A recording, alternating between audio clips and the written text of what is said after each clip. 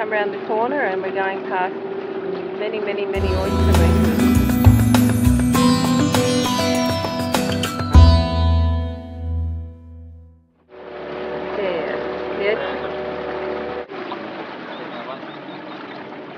A couple more go. Oh, that came up. Oh, we are, as you can probably guess, in the Warumbungles, camped in the national park. We're halfway up the Grand High Tops Walk. We're 5 kilometres in and rising.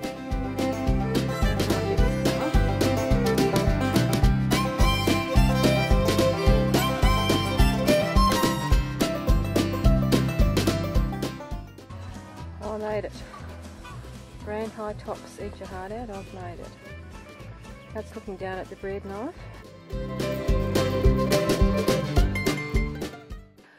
Bourke Spire. If I can spin round without falling off my rock.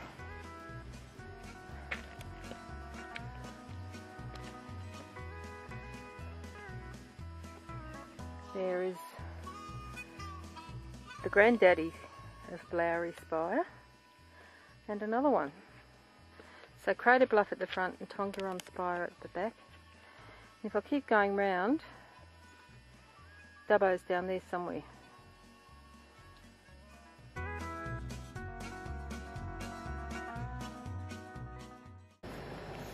a young bull and he's exercising his balls. Big bull running around up there. I can't decide which side to go on, you see. The little fella here's not going to move. He's just not going to move. Uh-oh. He'll stand his ground. Oh, isn't he beautiful? There's a gap, we'll go for it.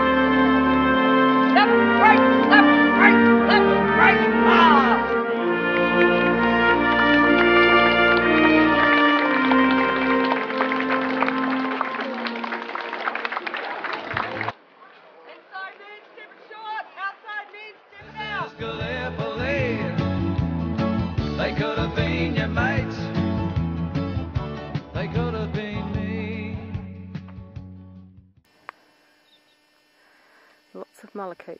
This church that I'm coming up to, it was a film set church for the film The Goddess of 1967.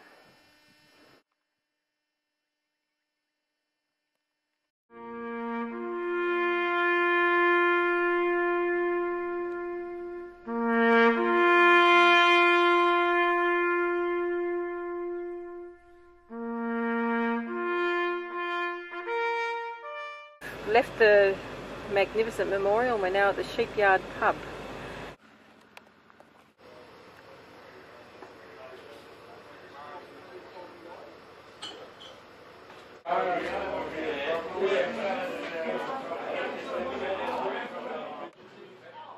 Made it to Bourke. We're camped out at the Kidman Camp Caravan Park, which is at North Bourke. The Darling River.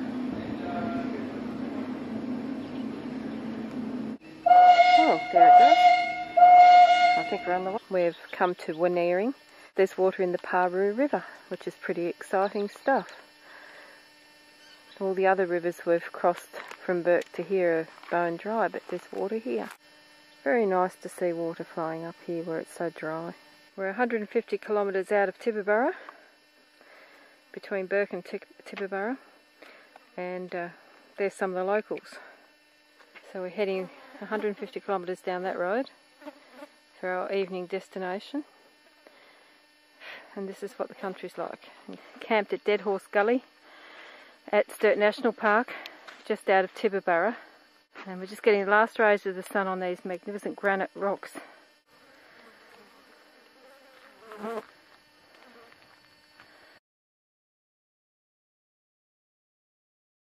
Coming into Tibooburrea from our camp out at Dead Horse Gully.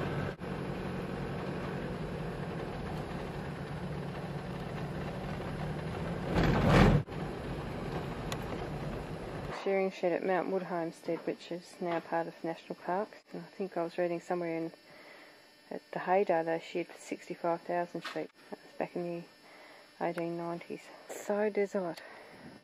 Imagine 65,000 sheep in this area. All coming in to be shorn, my God.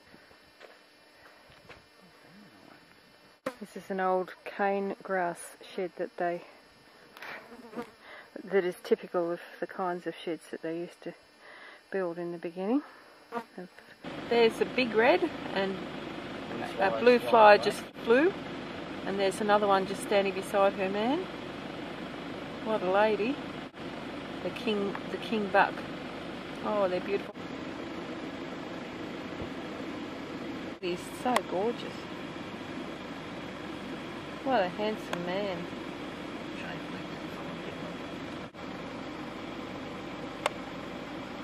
Queensland border. Norm's still back in New South Wales. I've walked across into Queensland. Oh, look at all the dust. I'm going to get covered. I'm on the other side. There he goes. That's what we leave behind us everywhere we go. And we're in the Bulloo Shire. We've decided we've had enough of Queensland.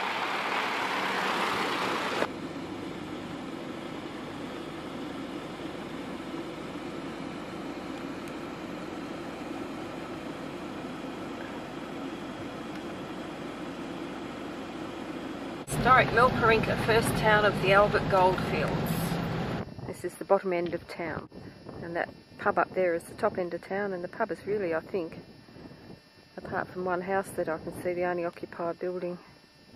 Ken says, to the memory of James Poole, second in command of Sturt's exploring party, died here on the 16th of July 1845.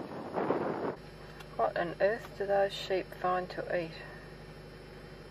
This is the cairn that Sturt had his men build while they were forced to camp at Depot Glen. There's a replica of the whaler boat that Sturt carted all the way up with him from Adelaide looking for the inland sea. We're in New South Wales, and I can see the sign over the gate says South Australia. We're entering South Aussie through Cameron Corner Gate. Oh, lots of dirt and dust as well. There's the corner store. The dog fence going off into the distance. South Wales. Okay, where's Queensland? Queensland. Haha. I'll cut it back to South Australia quickly. Okay. I keep going round and round. In South Australia, after lunch in Queensland. Very nice steak sandwich at Cameron Corner, cooked by Bill. Now we're heading to Innamincka. Cooper. Just up from Innamincka. Haven't we got a beaut spot?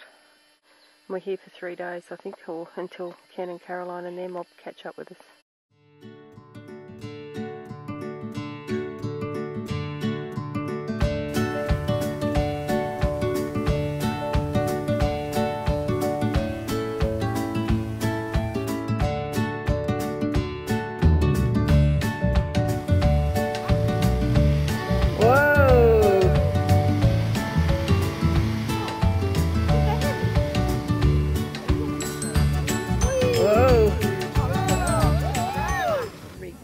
Lots of sand dunes. Here comes Norm.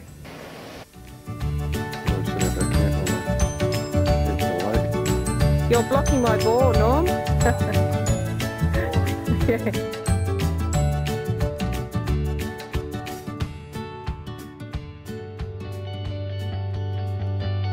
There's Norm at the end, Alan, KJ,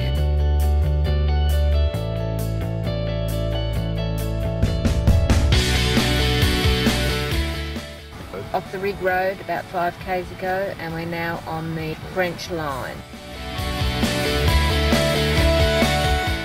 It's about 5 o'clock in the afternoon, and we have set up camp near Perney Bourke.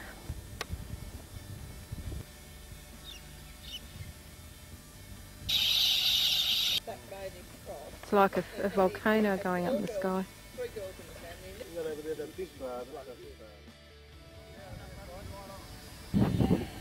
Listen to the noises. How many are there?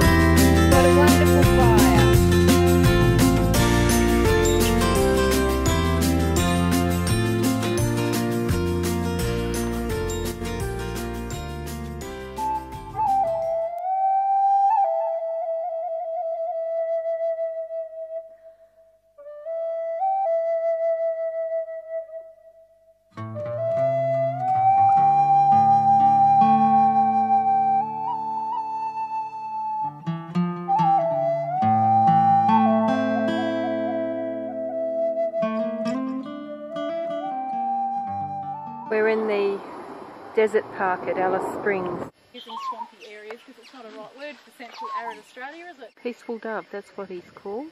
Oh, peaceful dove.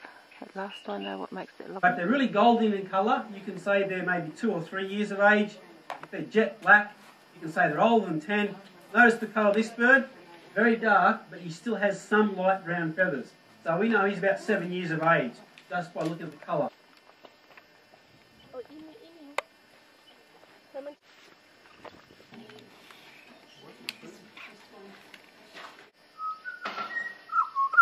Oh. We're now at Rainbow Valley with a film crew in the background and their generator going.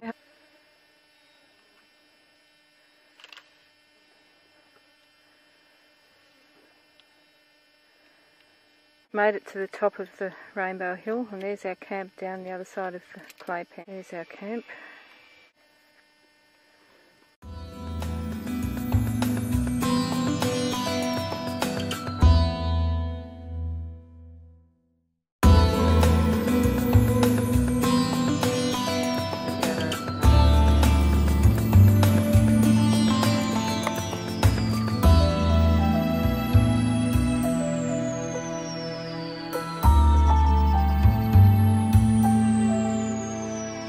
I've just climbed up a sand dune, coughing, but it was worth it. See, this is beautiful.